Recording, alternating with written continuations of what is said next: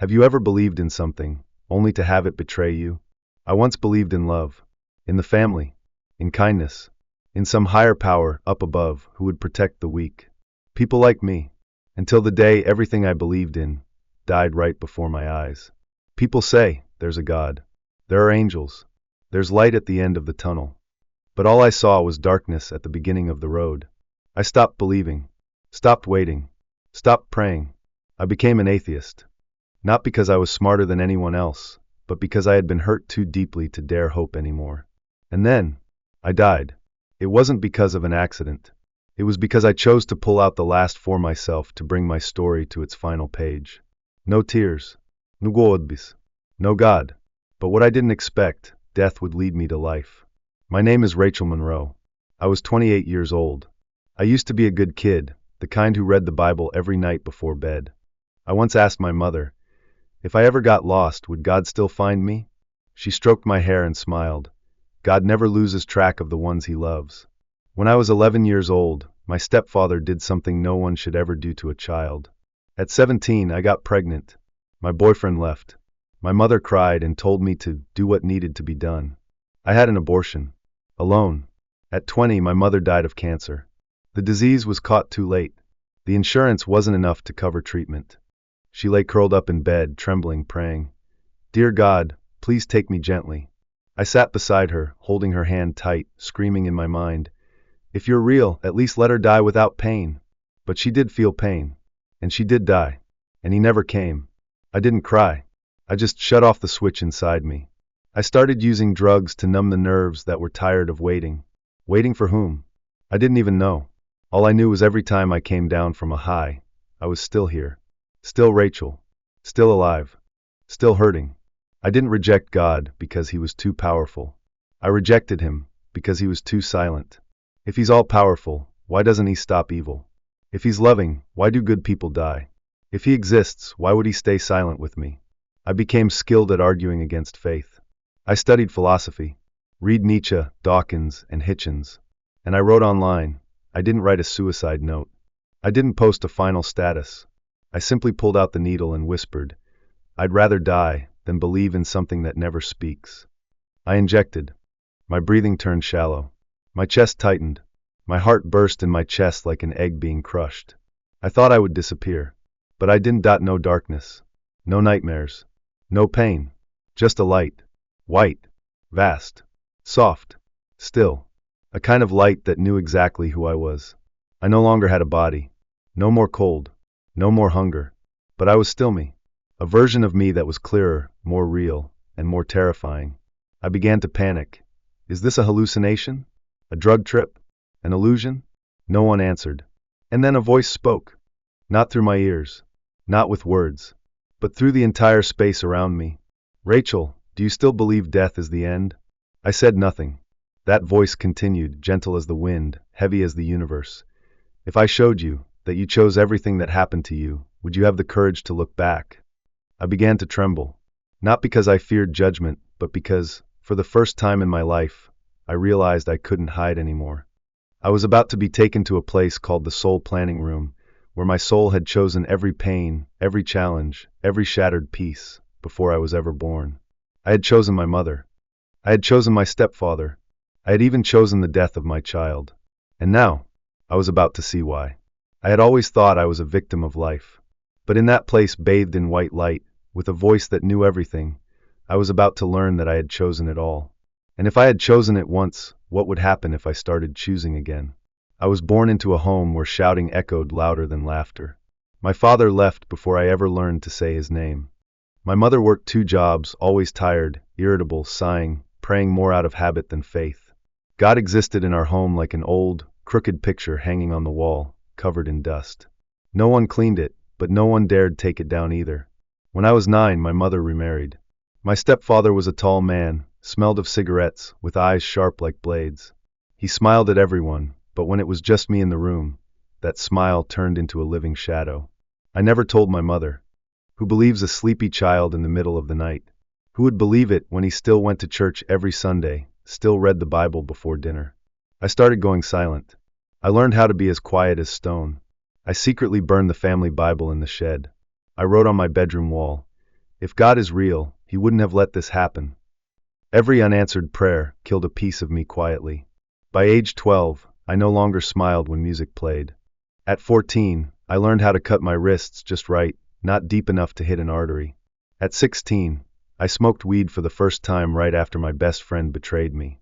I wasn't looking for a way out. I just wanted to forget I was alive for a little while. At 18, I got pregnant. The first person I thought of was my mother. I called her, voice trembling. She sighed coldly, detached. "You think you can keep it in a life like this?" I understood. I said nothing. I ended the pregnancy. When I signed the papers, the nurse asked, "Do you have anyone with you?" I shook my head. No one was with me. And no one was with him, the baby who never got to be born. I didn't cry.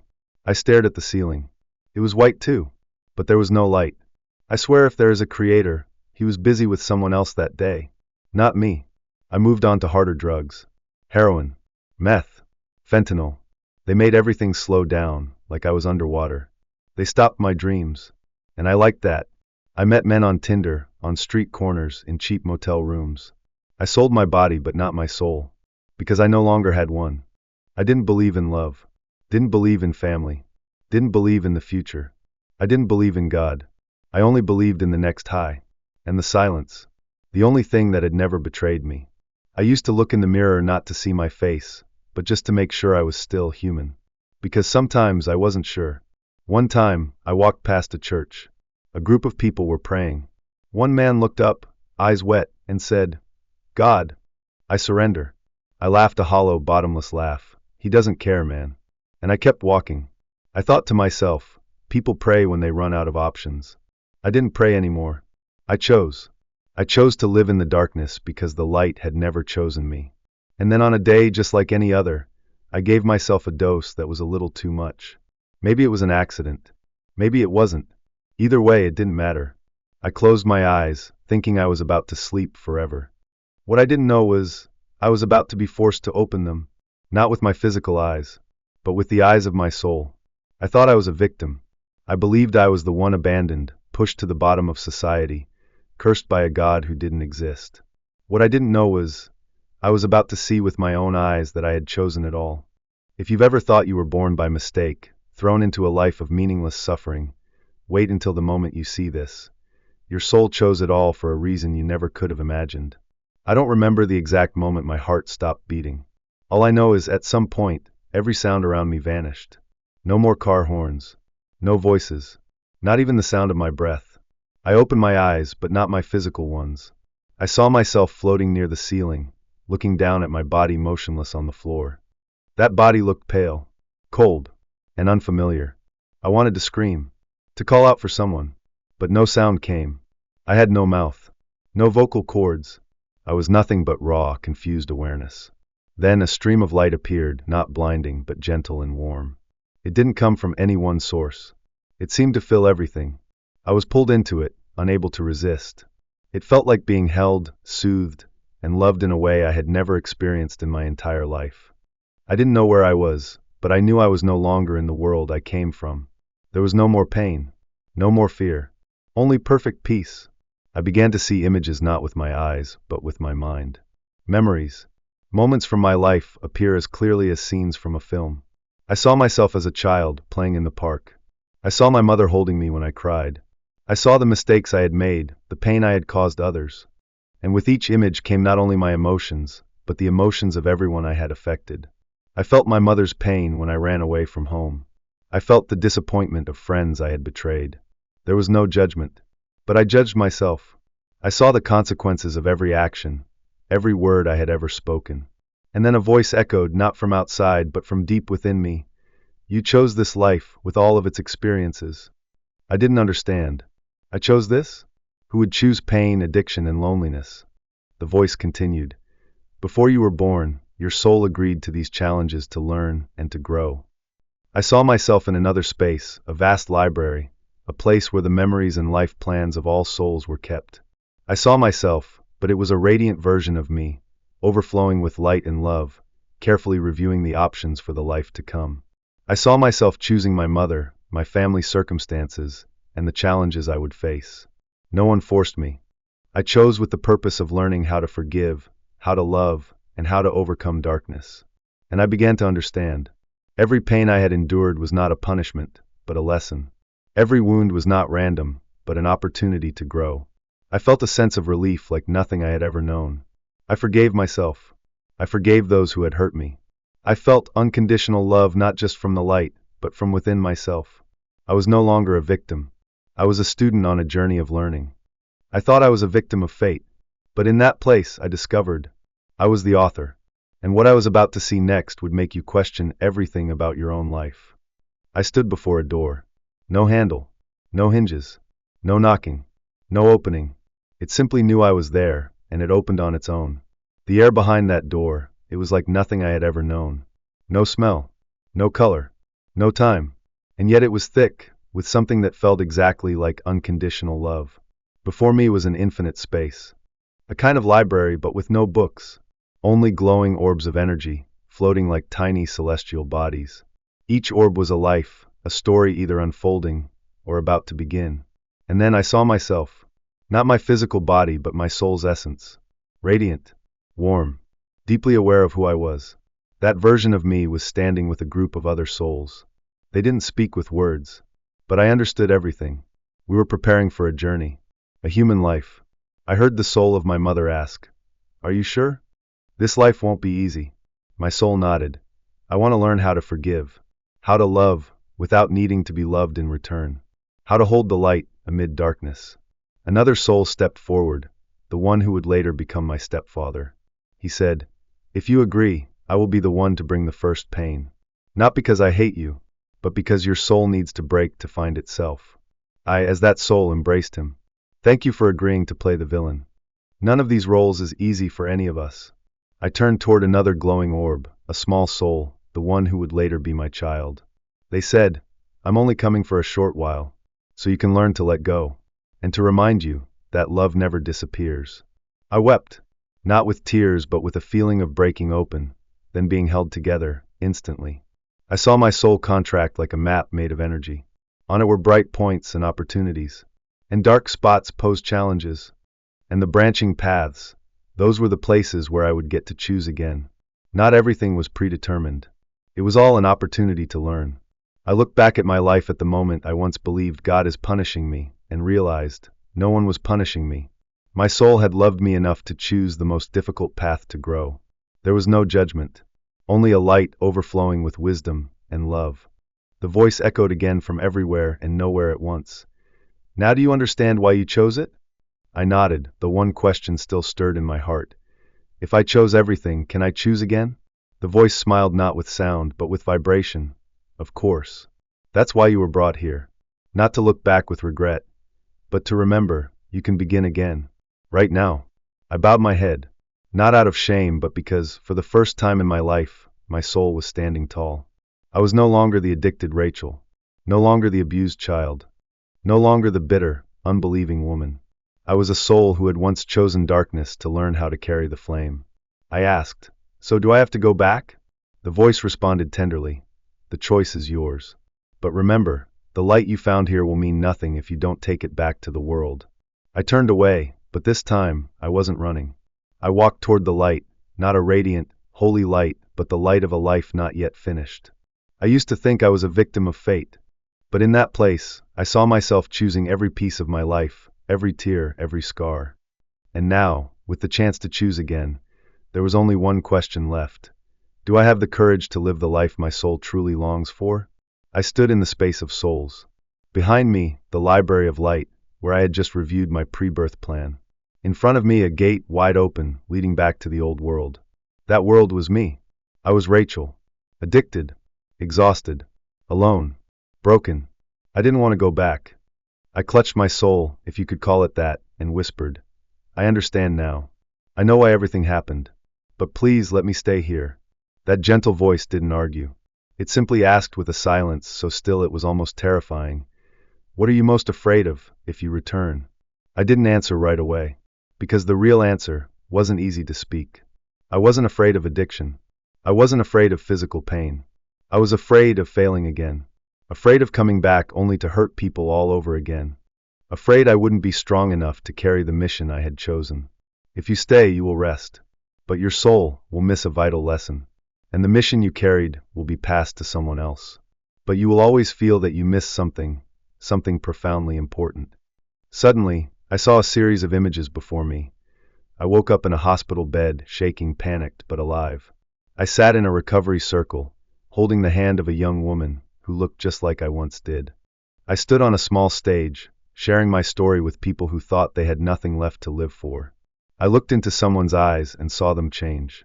Because in that moment, they realized, if I could still be here, then maybe they could too. Then the images faded. I gasped, was all of that real? The voice answered softly, as if breathing, no. It was possible. You get to choose. And then I felt something begin to rise, a warmth from deep within my soul.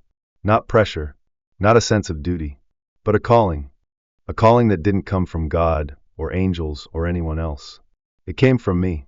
The highest part of me was looking at the weakest part of me and saying, you didn't come here to surrender. You came here to remember who you are. And I began to cry, not from pain, but because I remembered myself.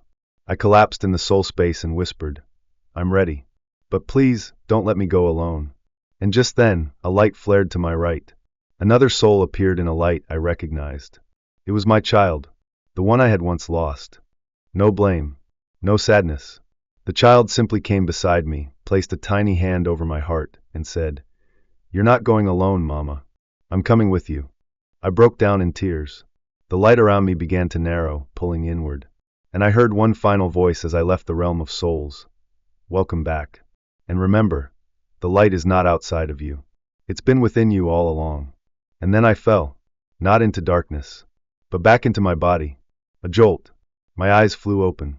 The monitor was beeping rapidly. I gasped for air, choking on my breath.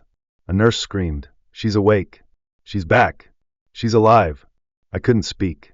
Only tears streamed down my face. Not from pain. Not from regret, but because for the first time in years, I knew I had returned to life with a soul that was awake. I once begged to die, but when I stood before the chance to stay in heaven forever, I chose to come back just to live out one truth. Life is not just breath. It's the reason you're still being woken up tomorrow morning. I opened my eyes. The fluorescent lights hit my eyes like a slap. The beeping monitor, the footsteps, the nurse calling someone, everything felt too real. Not soft like the realm of souls. Everything here was heavier. I was alive, but my body didn't know whether that was good or bad. My chest ached. I couldn't move. Needles in my arm. A breathing tube up my nose. Beside me stood a doctor, stunned. He whispered, your heart stopped for 4.5 minutes. We didn't think. You were coming back. I tried to smile, but every muscle in my body was sluggish, like they'd just run a marathon through hell. I could only whisper one word. My voice was raw like it had been scraped on stone. Water. The nurse brought it to me. Cold water. And for the first time, I realized how miraculous it felt to simply drink. I had never known that being alive could feel as sacred as a single sip of water. 2 days later, they moved me to a regular room. The doctor recommended a rehab facility once I was stable enough to be transferred. I nodded immediately. No hesitation. No bargaining. Because I knew this wasn't a choice. It was a chance. Rehab wasn't the light. It was a layer of physical hell. Each morning, I woke up aching head to toe. Hands trembling, legs twitching, cold sweat soaking my pillow. Nausea. Hallucinations. Itching that wouldn't stop. I found myself crying not from feeling moved, but from raw, unfiltered pain. But I cried because I wanted to give up. And every time I was about to let go, I remembered that light. I remembered my child, that small soul, placing a hand over my heart and saying, I'm coming with you, Mama. I don't know if souls are real to anyone else, but to me, it was the only thing keeping me alive. During the first week in rehab, I didn't talk to anyone. I was afraid they'd think I was crazy. Who would believe a drug addict who flatlined and claimed she met God? But in the second week, I heard a girl named Lila share her story. Her mother had died of an overdose. She had been hospitalized in psych wards 3 times. And once she had begged God to take her life. I suddenly broke down, uncontrollably. And when she looked at me and asked, what about you? Have you ever begged for that? I nodded, then whispered like a confession, I died. And I was asked if I wanted to come back. She looked at me. No smile. No doubt. She just whispered, there's a reason we came back.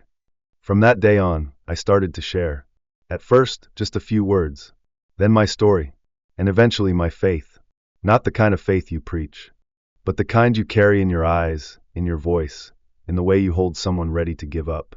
3 months later, I left the rehab center. Not clean in the perfect sense, but clear enough to stay clean one day at a time. I moved into a shared home with others in recovery. I worked part-time at a second-hand bookstore owned by a man who was once an alcoholic himself. I wrote in my journal every morning, "I'm still alive. I still have a chance. Today, I will hold the light." One day, I saw a drunk man collapse on the side of the road. People walked past him. I stopped, bought a bottle of water, set it beside him, and whispered, "I used to lie here too. If you wake up and read this, go to the Light Center in Brooklyn. They won't ask you much. Only if you want to live." I signed my name beneath the note. A week later, he showed up at the center. When he saw me, he asked, "Were you the one who left the water?" I smiled, said nothing, because I knew we were sent to each other at exactly the right time. Not to save one another, but to remind each other of who we once were, and who we still could be. I wasn't given a miracle. I was given a chance to help make one happen every single day. And what I was about to do next would become the moment I finally understood. My soul didn't come back just to survive, but to lead the way. I used to think that surviving was the destination, but it turned out it was just a door.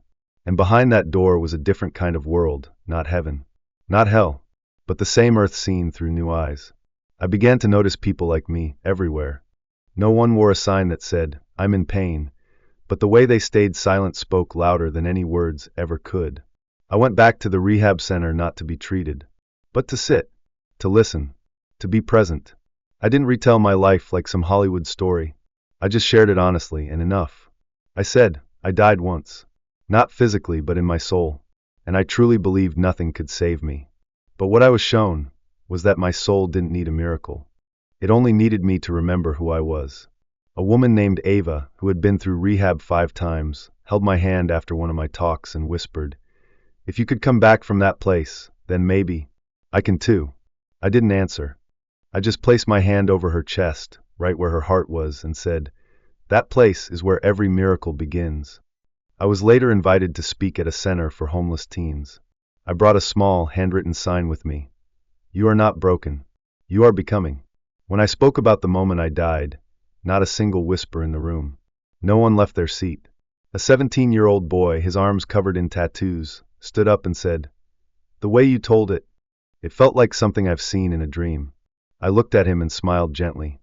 Maybe it wasn't a dream. Maybe your soul is trying to remember itself. I rewrote my story. Not to sell. Not to turn it into inspiration on social media. But to send to someone who once stood where I had been. Every month, I printed 100 copies. I tucked them into pocket-sized Bibles or slipped them into a folded note that read, "If you're reading this, you're still alive. And if you're still alive, you still have a chance." I left those little booklets at bus stops, in public restroom stalls, on church steps, in all the places where someone might be on the verge of giving up. One day, I received an email. No name, no return address, just a message. I was going to end my life last night. But when I walked into the train station, I found a little booklet. And I cried. For the first time, I felt like someone out there had truly understood me. "I'm going to stay. Thank you." I read the message and said nothing. I didn't cry. I just looked up at the night sky and whispered, "Light is never wasted, as long as we're willing to carry it outside of where it feels safe." I'm not perfect. I'm still afraid. Still lonely at midnight. Still have mornings where I have to remind myself, you're not living the old life anymore. But there is one thing no one can ever take from me. I know I came back from death to live truthfully. I don't live to be an example. I live to stand beside those still lost in the dark and say, "I'm here. And you don't have to go through this alone." I'm no angel. I'm just living proof that forgiveness is real. The light is real. And resurrection is a choice. I used to think I came back to life to make things right. But I've realized I came back to remind others that they can too. And what I want to say to you in this final moment is the one thing I learned after dying.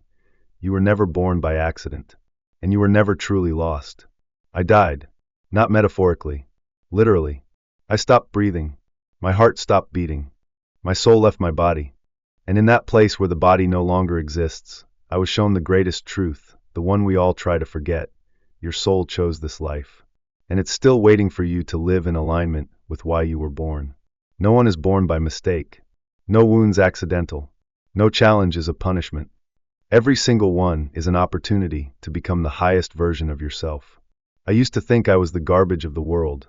But when I was brought into the light, I wasn't looked down on. I wasn't judged. No one asked, "Why did you fail?" I was only asked one thing. Now that you remember, do you want to begin again? That question, it wasn't just for me. It's for you. Right now. If you feel lost, if you've ever asked yourself, why is my life filled with so much pain? If you're standing at a crossroads, unsure whether to move forward or turn back, just pause. Gently. And ask yourself, if my soul chose this, what am I meant to learn? Maybe you don't need to know the whole answer. Maybe you're not meant to understand the entire plan of the universe. You just need to know one thing. You're still alive. And being alive means you still have the power to choose again. I didn't come back to tell a mystical story. I don't need you to believe me. I just hope you won't wait until you're staring back from the dark to finally ask, have I truly lived? Don't let the light where you're sitting right now be buried under doubt, anger, or fear. Because the light, it's never left you. You just have to turn back and switch it on. And if this story touched something in you, even just a faint tremble deep within, leave a comment. Tell me, what have you made it through? Where are you standing now? Or, where in your life are you still searching for light?